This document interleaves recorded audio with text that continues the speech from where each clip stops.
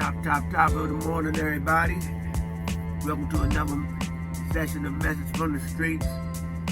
Man, this morning, this is a public announcement.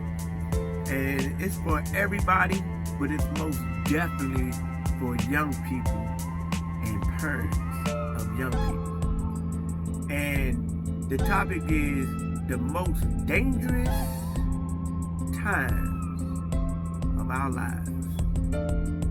When we look in the rearview mirror, we must comprehend the time of adolescence, coming off the porch, going into junior high, middle school, or high school.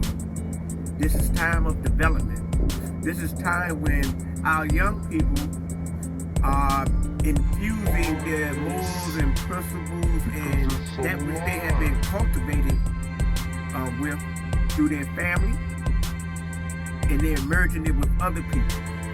And then what happens in the middle school, going into the adolescence, the young people are looking for themselves.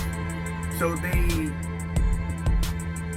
communicate and they bind themselves with people with like minds, like frequencies, like energy. You know, when I was in school, the popular young ladies, they were together. The smart ones, they hang together, associate with one another. But there are groups that have been formed. And in these groups, there are different ideologies that are being shared and looked upon by the young people as the way. And even though some of these things that are being presented to these young people from the various households is not the way, it's contrary to what their parents had taught them. So the young people start to think that, my mother and my father or my grandmother or grandfather or my auntie or uncle, whoever raising them, they old. They don't know what they talking about. They don't understand, the culture of the school or the society that the young people is in. One thing for sure, each generation is the same, but it's also different. And I could just break it down, look at the music. The music is an identity tag of the generation that's coming. The most popular music, the music that's getting all the fuel and the most influential amongst the young people.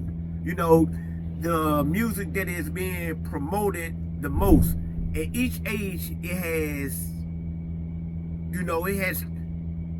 transformed in a sense. It has moved from one spectrum to another spectrum, or one paradigm, or one degree from one to another until we get to where we at today.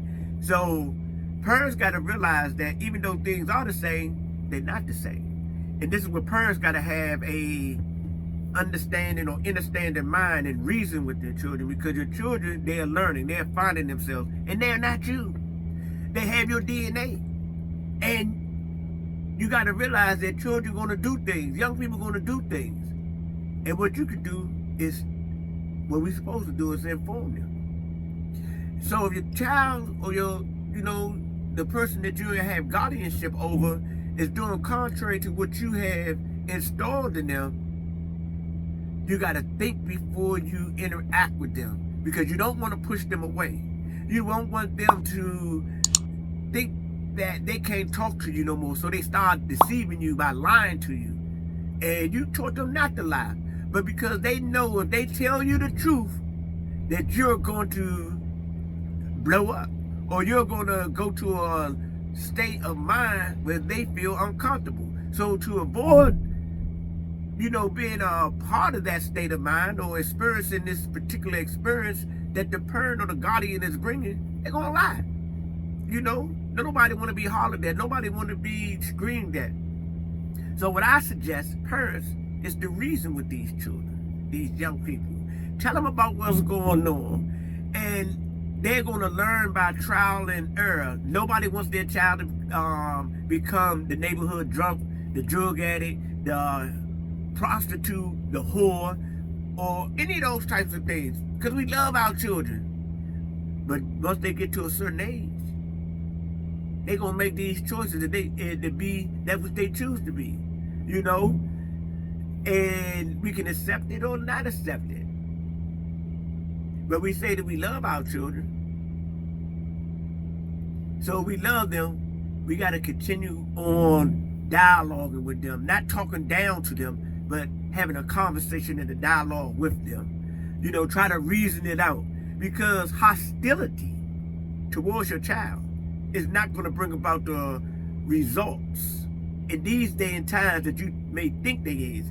Even if you discipline your child in whatever matter that you choose to, because you're their parent and you're their guardian and you're responsible for them. But you best to believe that there are some type of results or manifestation from the equation that you are creating for them. I most definitely understand and am a firm believer that children, young people need to be disciplined and corrected in certain type of manners. I don't believe in abusing children.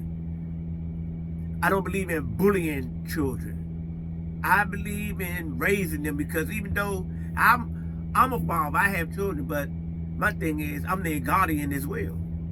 And I have to do my best, not just to guard them physically, but to guard them emotionally and psychologically. I don't want my children to be alienated from me because they feel like, oh, Pops, he don't understand, he tripping, he off that old wah.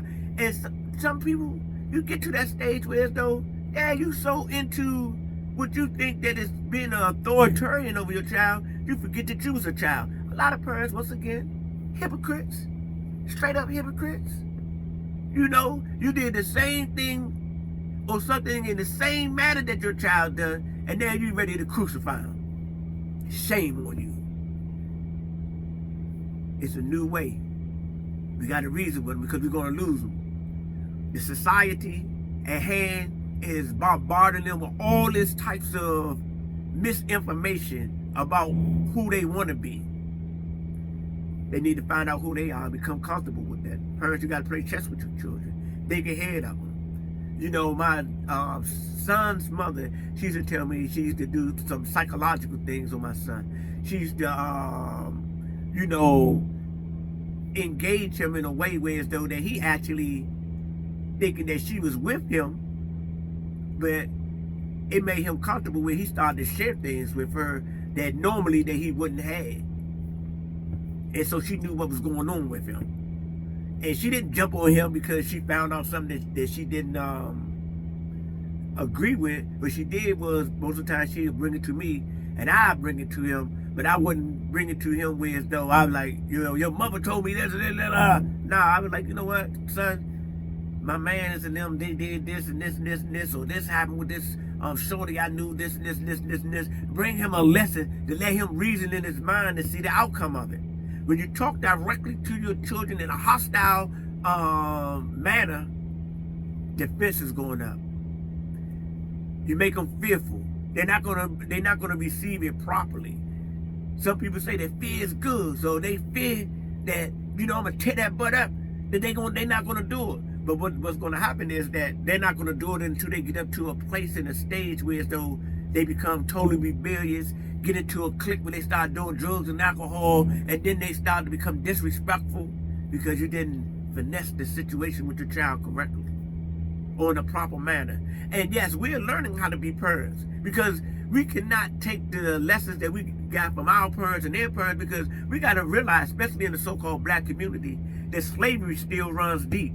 In the way that we deal with our children, we send them to these indoctrination centers. They lying to them. They swerving the information. You know, I was listening to one joke. They were talking about critical race theory, and the whole thing about it is that these white nationalists, white supremacists, they don't want the truth of their behavior, of their forefathers, to be presented to their children. So we got to tell our children the truth, even though they're going to keep on lying to their children. Keep on telling them when they're 12 and 13 years old, they're some Santa Claus dude. You know, flying across the sky and all that. You keep lying to your kids, and they're going to be in a deeper state of comatose of what's going on in society, and they're going to make them that much difficult for them to find who they are so they can present their light within the universe amongst humanity. Some children never get to present their light. Why? Because their parents failed them. The school system failed them. The government failed them. Their community failed them. Their culture failed them. We got to stop failing these kids. We got to come to a different way. Say, you know what? You see that on TV? You listen to what they saying in this rap joint? This joint ain't real. The reality of it is that the statistics is a long shot that you're going to be this supermodel. You're going to be this rapper or this character here. Not saying that it can't happen, but you got to also put yourself in a position where you can become a business owner. You don't want to work for nobody. Even if you do go into, say like your child want to go into acting or whatever. I'm just using this as an example. Tell them, no, you don't want that to be your total lifestyle. One day you want to be producing movies. Whatever you go into, you want to become a master. And the best way to become a master of anything is to master yourself. Get your mind, balanced. Get how you see the world beyond the veil. And being truthful and living in love. Children, young people, listen to your parents. They don't mean you no harm. They're trying to assist you. Communicate with your parents. And when it becomes difficult, go to your auntie, go to your uncle, go to someone else in your family and talk to them. Because sometimes parents just don't understand. Because it's so personal to them. And I can't say it shouldn't be. But sometimes the parents do not have the right answer to the equation that's going on with their children because it's psychological. And if the parents is not psychologically, mentally stable, how can they present a mental, stable solution to their children? Ladies and gentlemen, this is just a point of view, a message from the streets. I am coming to you with this message in love, and I'm leaving you this message in peace. Treat your children with love. Establish peace in your relationship, and have them to know that they must seek out information beyond the indoctrination centers, beyond what their friends is telling them, beyond what they're seeing on TV, research. And this is where we've been failing our children at. We gave them up to the TV, we gave them up to the indoctrination centers, we gave them up to the streets. Parents have failed children for many generations. At one time the parents was there, they was right there, keeping them on the straight and narrow. But now it's like, go ahead, we sacrificing y'all to the streets. We sacrificing y'all to the religious system that you're going to, where there's a pedophile in there and they are molesting you and giving you false information, so forth and so on. We're sacrificing them to the political aspects of this experience that we're having, which is based on lies, the left wing, the right wing. Man, we got to be the whole bird. Yeah. Keys coming from overseas. We be that bird. We don't want to be a wing because they lying on the left. They lying on the right. They lying with the conservatives. They lying with the liberals. And that's the truth. These politicians been doing so much sorcery and witchcraft, they don't even know that they welling. But that's another topic, ladies and gentlemen. Hopefully I'm going to have some opportunity. I got some things to talk to you about. We're going to talk about critical race theory. We're going to talk about Marjorie Greene and her distorted views of this political aspect that's going on with the trying to free or advocating that those insurrectionists didn't do anything on January 6th. Ladies and gentlemen, once again, I bring you this message in love. I leave you this message in peace. Have a blessed day on purpose, with purpose. Because life is all purpose. Praise him and raise him. Oneness. Yes.